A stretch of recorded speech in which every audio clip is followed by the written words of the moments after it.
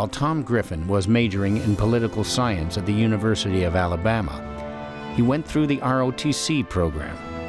After graduation, he spent a year with an anti-aircraft unit based at Fort Sheridan, Illinois. In 1940, he transferred to the Army Air Corps and was trained in celestial navigation. In January of 1941, he too was assigned to Camp Pendleton, Oregon.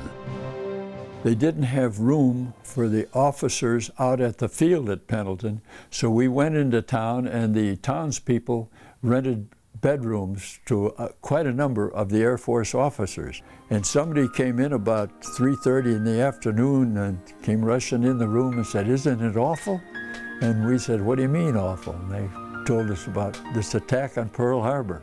That's the first we knew of it. It's an odd thing. That night, we went downtown and went to a movie theater. There was a movie on we wanted to see, and while we were watching it, they stopped the movie, and a man came up on the stage and said, "All airmen from the field are ordered to report to the field immediately."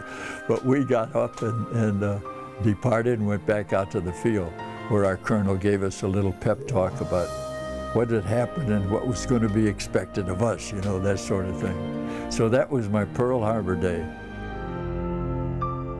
Tom Griffin of Cincinnati, Ohio, was the navigator on the 9th airplane to take off from the deck of the USS Hornet in the Doolittle raid.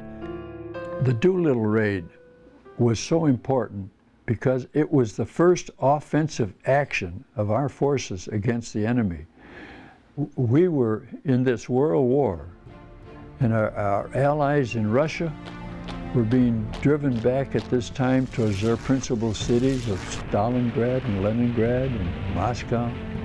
In North Africa, the British were being driven back by Rommel and his German forces back toward Cairo. Things were looking bad there.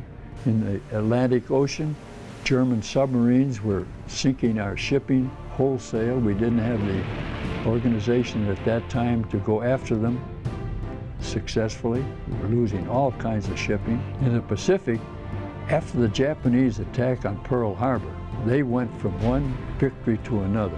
They took over places like Guam, and they went down into the Philippines and put a large army in the Philippines, and we're in the process of defeating our forces there. That was the springtime of '42.